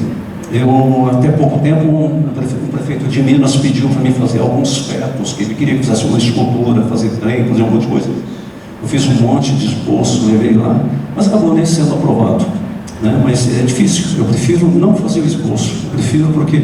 O que acontece? Eu trabalho com sucata, né? A sucata ela tem uma forma. Então vamos supor, eu acho a perna do cavalo, aí depois eu não acho as outras. Então se eu faço o desenho e apresento para o cliente, eu vou ter que seguir o desenho. Aí eu não acho a peça, fica difícil. Eu não apresentando o desenho, eu posso colocar outras coisas, né? E eu sempre gosto de fazer escultura de dupla. Por exemplo, se você compra um peixe, se eu faço um peixe para você, de um lado é um peixe, se você virar do outro é outro peixe. Que assim você põe na sua casa, quando você cansou daquele peixe, você pode virar. Você tem um outro peixe. Então eu tenho essas coisas. Eu descobri muito com a arte. A arte é todo dia, né? Porque a gente respira é arte. Tudo que você parar para pensar é arte. Eu acho um pouco velho e eu vejo que dá para fazer alguma coisa. Se eu acho uma roda, uma suspensão. Eu aprendi a fazer escultura observando a suspensão do carro. Porque ela tem todo o formato do nosso tórax, o braço dele parece com os braços da suspensão, né? Eu, para fazer cavalo, eu usava a suspensão do chevette, que ela tem toda a curvatura do cavalo. Então é uma questão de observação. A arte para mim foi muito fácil, eu nunca me preocupei. Eu, quando fiz as minhas primeiras obras, eu pegava terminal de acelerador de ônibus, eu trabalhava numa empresa, eu comecei a fazer long shot, né, que eu nem sabia o que era Don Quixote no começo, de tantas pessoas falaram, Don Quixote, eu fui pesquisar e descobri quem era Don Quixote, fui ler, descobri. Aí, a mesma peça que dava para fazer o Don Quixote, dava para fazer cavalo, dava para fazer um touro, porque é tipo uma bolinha com corpo. Aí era só prolongar isso e fazer o cavalo, fazer o guerreiro, essa coisa toda. Então a arte para mim sempre foi muito fácil. Eu, quando era criança, eu esculpi em barranco. Quando eles fizeram a Mogi Dutra, meu pai tinha um sítio, Eu ficava esperando ele para a gente voltar para casa e eu esculpia a parede inteira. Fazia cidade, fazia um monte de coisa, escultura, tudo. E como eu morei em sítio, eu também esculpia em chuchu, em talos, talo de banana, esculpia em tudo quanto era lugar que passava pela frente. E eu tinha uma mania, quando eu era criança, aí pelos 6, 7 anos, eu desenhava muito a traseira de caminhão. Eu tinha uma mania de desenhar, não sei porquê, eu desenhava a traseira de caminhão. Eu fiz muito desenho de traseira de caminhão. Até hoje eu não sei porquê que eu desenhava isso. Então a arte tem essas coisas, né? Tem escola, claro, a escola é interessante, é importante, tem história da arte, tem tudo, mas tem gente que não precisa disso, tem gente que escolhe, como ele aqui, né? Tá? Muito obrigado. Bom, você perguntou de técnica, né? Eu uso uma técnica chamada SVQ, que é Seja o que Deus quiser. Porque antes de ir pro grafite, eu ficava muito bitolado numa metodologia, né? Eu tinha uma professora de História da Arte que ela chamava Vera Lúcia Barion Beleza. Eu nunca esqueci o nome dela. E ela ensinava que tinha uma metodologia para pensar, por exemplo, numa obra de arte, né? Onde você tinha que pensar, por exemplo, o rascunho, em preto e branco, aí depois você ia pro colorido. E aí você tinha que pensar na mensagem que você ia transmitir para depois pintar uma tela. Eu fiquei fazendo isso durante uns 10 anos, até que uma hora eu cansei, velho. Tipo, quando chegava na tela para pintar, eu já chegava cansado para pintar, porque parecia que ficava engessado, assim, sabe?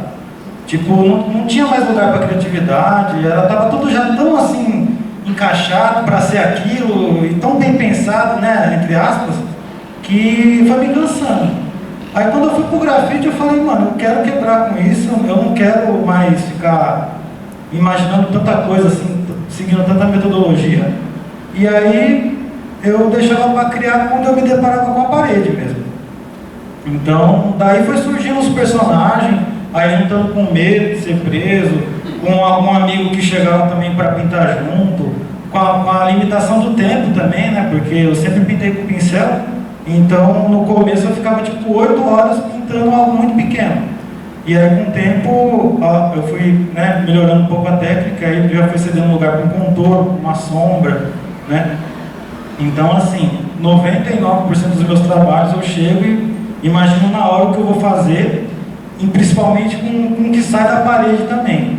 Tipo, era muito comum quando eu começava a pintar, alguém chegava pra mim e falava, ó, mano, reservamos aqui um muro da hora pra você. Aí eu chegava no muro, tipo, tava saindo um cano, uma janela, um buraco, era sempre o pior muro que tava ali no lugar ali. E todo mundo pintando o muro lisinho, bonitinho, e eu ficava com um piorzão ali. Eu falei, tá bom. Beleza, vou pintar. Aí eu aproveitava aqueles elementos que saíam da parede para criar. E aí eu fui pegando essa ideia para ajudar na criação. Quando eu pegava um muro completamente liso, eu ficava meio perdido. Eu falei, caramba, e agora? O que eu vou fazer? Não tem um cano saindo, não tem uma tomada ali, não tem um ventilador ali. Cadê os elementos para eu, né? E aí eu acabei usando isso como gancho. Quando é um trabalho muito grande, de grandes dimensões, e às vezes ligado a alguma empresa, aí eu vou para o projeto. Aí eu faço um croquis em escala, né? E aí apresento para o cliente, aí é aprovado, aí depois isso daí é executado. Mas assim, trampo de rua, tipo, que eu vou pintar na rua, ou num encontro qualquer, eu deixo a criatividade rolando, assim, porque é um caminho que me separou dessa coisa metódica demais, né? 2 semanas atrás, por exemplo, eu pintei em Suzano, né? Eu não tinha a menor ideia do que eu ia fazer na parede. Aí não era nem parede, era um portão, acabou o pessoal dividindo as paredes lá, eu fiquei com um portão de ferro. E aí eu cheguei pra moça lá da casa lá, eu falei, o que a senhora gosta? Ah, eu gosto de estrela, de urso panda. Falei, tá bom, então vou fazer um urso então, senhora. E inventei um urso lá, da minha cabeça mesmo, tipo, saiu um urso bem estranho.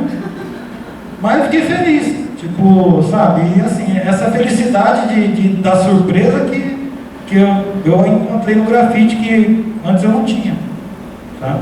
Mas assim, é que nem o Lúcio falou, assim, tipo, tem momentos que, mano, vem, você usa qualquer elemento que tiver ali perto para criar, e em alguns momentos não é todo mundo que está preparado para isso.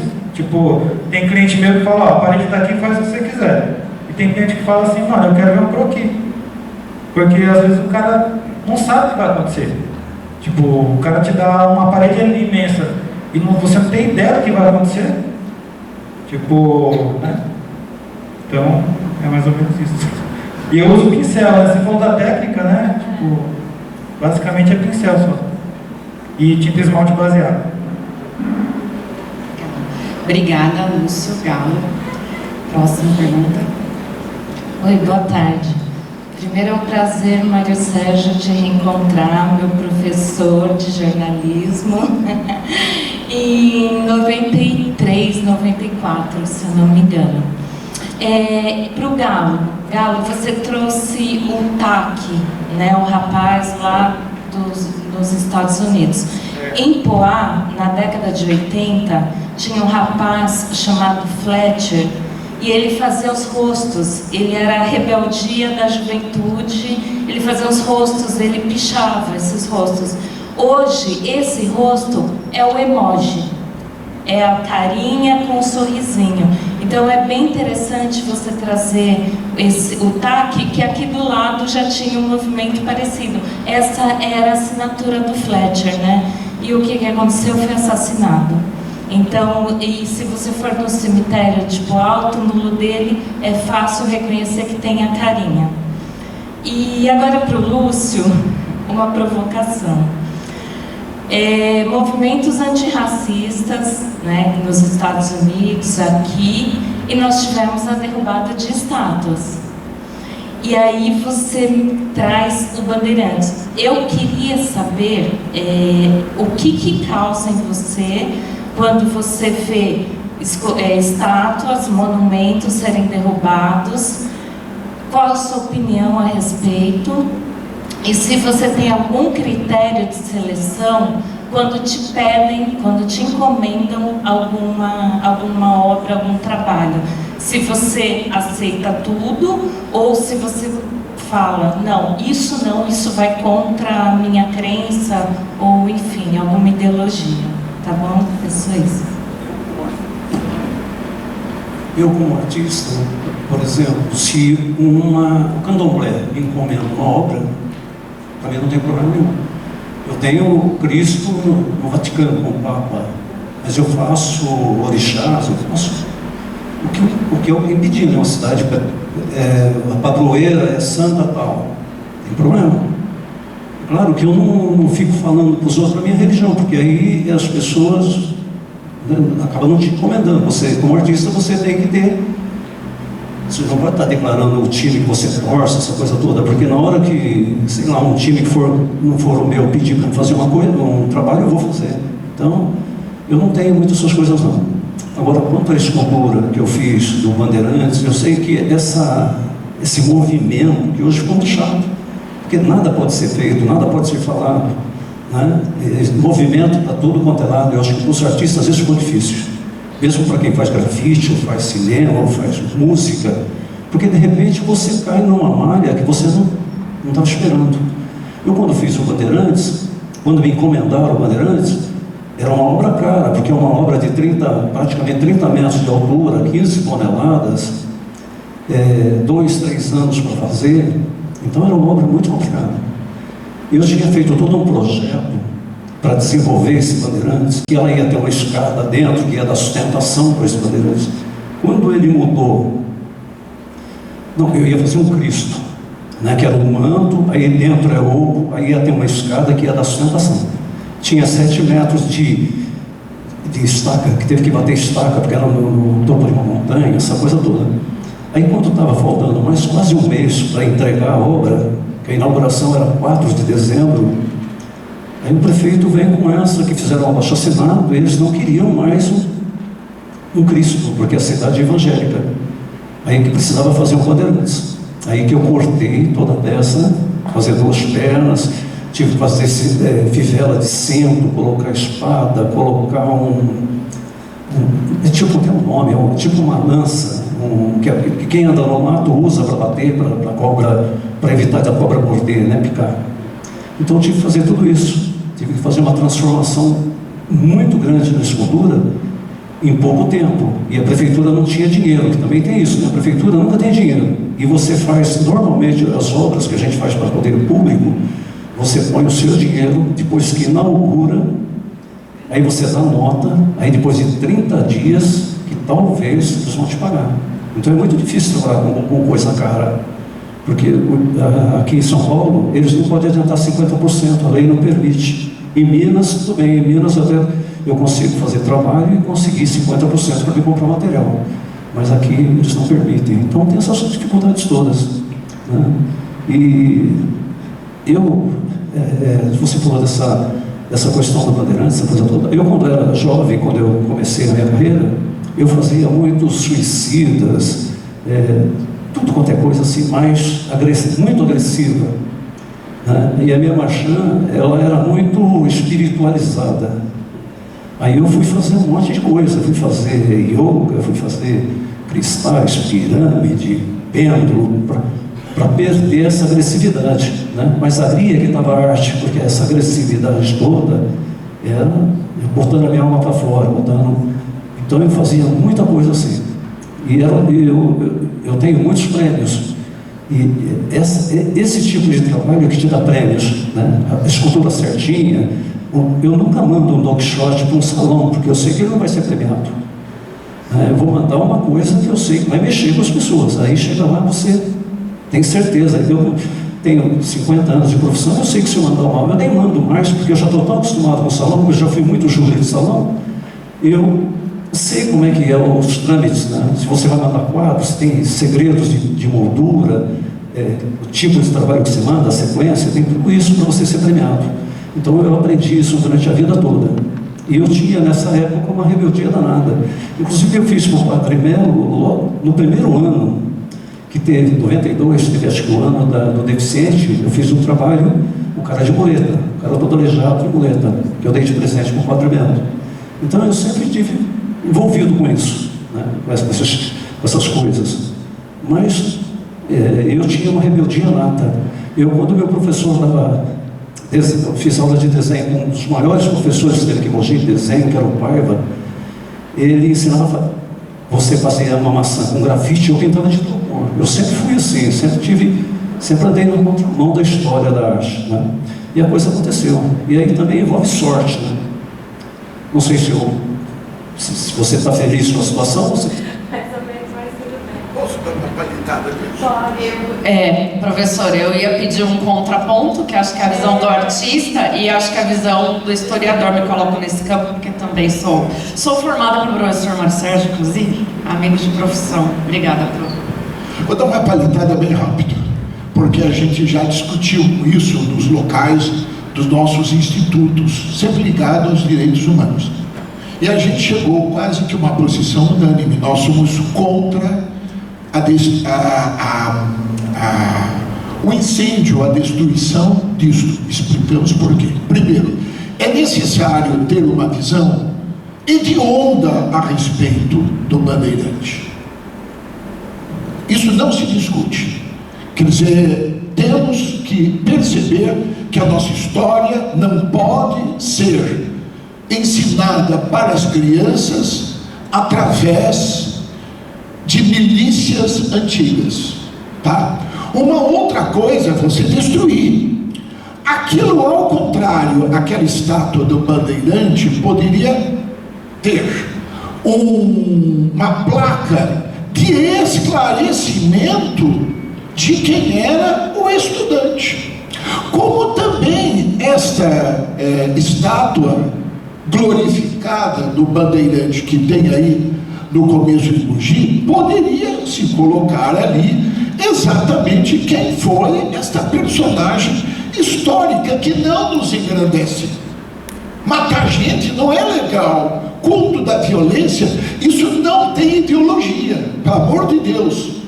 Não ponho numa caixinha de eu sou do Corinthians ou sou do Palmeiras. Não se trata de discussão política, se trata de não apagar uma coisa fundamental, que é o movimento, no caso indígena, tá? Que aqui hoje teve a comunidade indígena e ficava na Vila Hélio, mas isso é uma outra coisa. Então, nós somos contra a destruição de estátuas. Cria um sentido de censura histórica, e eu me lembro do Talibã destruindo aquele monumento budista. É lamentável. Mas caberia fazer novamente hoje? Deixa eu só levar de volta, acho que tem outro microfone ali, eu acho que o Galo quer falar também, né? Eu vou levar para a Elisa e a gente circula, porque acho que não dá para ouvir também. Não, tudo bem, que a gente está falando de obras antigas, mas hoje caberia construir uma, colocar uma? Eu posso falar de Bandeirante através de inúmeros olhares. O meu dado principal é engrandecimento.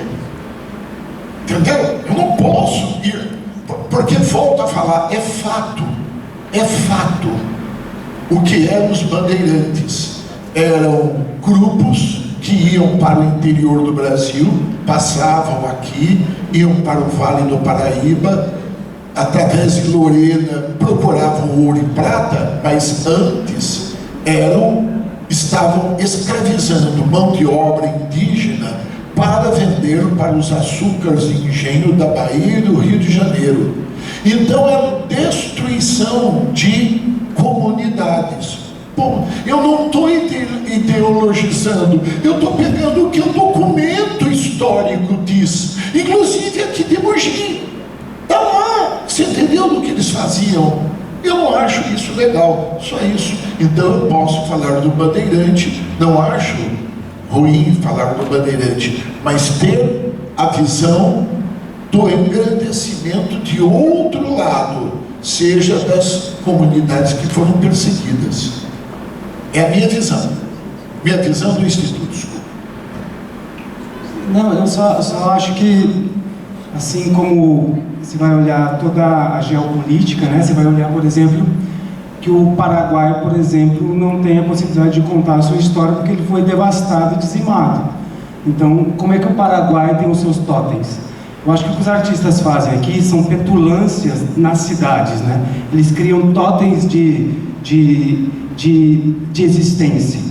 O que se reivindica é que bom seria que ao lado do Bandeirante tivesse uma estátua tão grande quanto dos indígenas e que pudesse também ter outros totens do povo negro, porque Mogi, por exemplo, não é só japonês, é periférico, é também das outras relações de uma outra Mogi que cresceu para além do centro.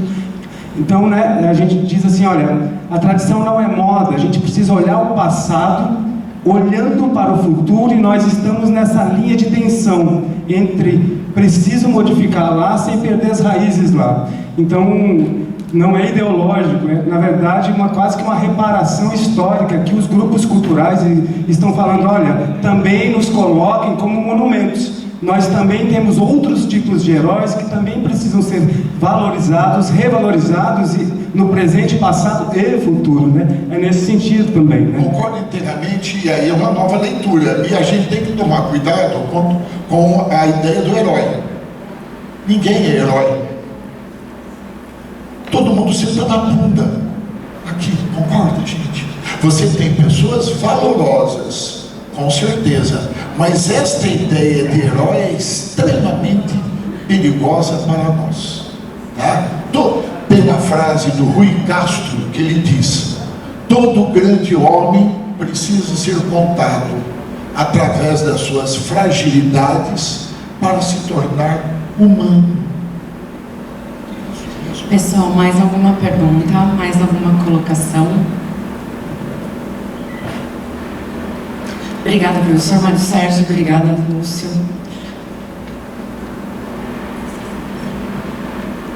Olá, boa noite. Meu nome é Juan. Eu queria fazer um gancho nesse assunto que foi abordado em relação aos bandeirantes, para se discutir o papel da diversidade. O espaço que é dado para essas milícias, né, que historicamente perseguiram, causaram esse genocídio e estruturaram uma lógica de regulação social que hoje se expressa a partir do racismo, da segregação, entre outros aspectos. Eles ocuparam esse espaço pela perda da diversidade, né? Ou seja, a diversidade que constitui a nossa sociedade, ela foi apagada no seu sentido de identidade, no seu sentido histórico, ou seja, uma despersonalização. Enquanto que a discussão sobre rede e etc. traz essa questão da mobilidade. Através da diversidade você identifica o outro, a alteridade, o ângulo distinto de todo esse contexto. Então, eu queria deixar essa pergunta para vocês do papel da diversidade, porque se a gente discute o papel dos indígenas, o papel do povo preto, a gente já percebe um outro ângulo desse contexto, de toda essa tragédia, e trabalha de forma distinta para a constituição dos direitos humanos, né? Para a personalização da dignidade humana. Então, eu queria trazer para vocês, quem sentir a vontade para responder, o papel da diversidade enquanto mobilidade e base para a cultura, no seu sentido de pluralidade mesmo. Pô, eu quero pegar gancho do que você falou e veio na mente uma frase que não sei de quem que é, mas assim, é aquela frase que fala de, às vezes, quem conta a história é quem vence, né? E quando a gente fala dos bandeirantes, me vem essa frase bem clara assim na cabeça, né? Porque assim, se hoje em dia uma estátua ela é capaz de criar uma comoção no sentido de falar, putz, mano, olha o que os caras fizeram, né? É mais ou menos o mesmo sentimento, por exemplo, quando eu olho para o brasão do próprio município, por exemplo, né? Se você olha para o brasão do próprio município, tem um escudo flechado, né? Um bandeirante de um lado e um bandeirante do outro, sabe?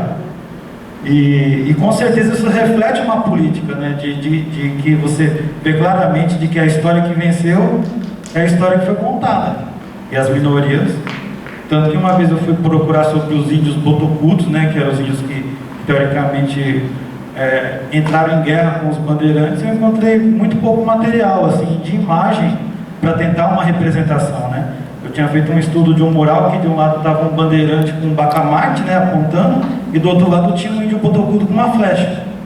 Tipo, na ideia de tentar balancear a história, sabe? De tentar contar meio que os dois lados da história, né? E essa coisa de repente, você falou desse discurso, né, de juntar todo mundo, de falar das minorias e tal. Isso, pelo menos agora, eu vejo como algo bem recente nesse sentido, assim, porque se a gente for ver a história, né, basicamente o que se vê de história é a versão dos que venceram, sabe? Então, a nossa sociedade ela é toda permeada nessas histórias de quem venceu, que não são histórias legais, tipo, mas eu acho que devem ser contadas assim. Eu compartilho com a opinião do professor que deveria ter sim uma placa, alguma coisa que sinalizasse o que foram, sabe, para contextualizar o porquê daquela escultura, para contar quem foram esses personagens, para que de repente não se repita, né? Imagina se, por exemplo, você mora na Alemanha e resolvem destruir todos os monumentos que falam sobre o Holocausto, por exemplo, né? Você não vai ter nenhum registro histórico do que aconteceu. E a gente sabe que hoje em dia existe uma possibilidade de tudo isso acontecer, né? Com a elevação da extrema-direita, sabe? Movimentos de extrema-direita muito fortes, inclusive aqui no Brasil, sabe? Então, assim, é necessário relembrar esses momentos podres da história, né? Eu acho que é fundamental, Eu acho que a arte ela não pode se esquivar disso. Ela tem que mostrar para as pessoas o lado ruim e o lado bom do que aconteceu com a história do ser humano. Como disse o professor ali, todo mundo está sentado em cima da bunda, então todo mundo tem o seu lado, sabe, ruim, o seu lado bom, que deve ser contado, não deve ser omitido. Pessoal, a gente precisa encerrar, infelizmente, queria muito continuar, ainda mais nesse momento, essa questão da monumentalização integrada à cidade, né, à arte pública, integrada às nossas raízes identitárias, que preserve, dê possibilidade, voz e que seja um símbolo da representação diversa dessas raízes que nos constituem. Eu acho que é um ponto muito, muito importante. Mas a gente tem uma expressão artística que a gente precisa finalizar e o pessoal está nos esperando lá fora. Então eu queria agradecer imensamente a esses 4 maravilhosos que vieram hoje. A gente tem muito conteúdo que falou sobre um tanto disso ainda, dessa diversidade. falamos inclusive do Benetazzo, professor, grande quadro, né, da nossa cidade, que foi da LN, da Molipo. Todo o conteúdo gerado ao longo da semana, para quem não conseguiu estar presente, será disponibilizado nas redes sociais da Secretaria de Cultura, especialmente no nosso YouTube. Lamento muito, digo novamente, que tenhamos que chegar ao fim, especialmente nesse momento, que era tão precioso continuarmos a discussão. Mas prometo que organizaremos um outro momento para falarmos apenas, isso até me arrepia, dos símbolos e signos que existem na nossa cidade e como isso precisa ser repensado, tá bem? Me comprometo com vocês a organizarmos um outro momento, um fórum só para isso. Agradeço imensamente a esses 4 grandes mestres, com suas diversidades, com suas histórias, com suas trajetórias, com suas generosidades. É bom que todos saibam, que fique registrado, que cada um dos palestrantes que aqui estiveram ao longo dessa semana inteira doaram suas horas de trabalho. Vieram de longe, não é, meninas? Com suas próprias milhas, pagando suas passagens para estarem aqui. Não pagamos um centavo a esses colaboradores, não porque não merecessem, mereciam muito, mas porque acreditamos na realização, na conectividade das redes. Por isso, eles se disponibilizaram a estar aqui e nós também. Como todo mundo já disse, em vários momentos, o orçamento da Secretaria de Cultura é muito curto. A gente não teria conseguido trazer pessoas tão brilhantes se não fosse pela generosidade de todos esses palestrantes que aqui passaram. Então, mais uma vez, muito obrigada por vocês abrirem esse espaço de vida de vocês para estarem conosco e abrilhantarem tanto a nossa semana. Muito obrigada a todos que participaram e agora convido vocês a estarmos juntos e juntas e juntos para terminar essa noite. Obrigada.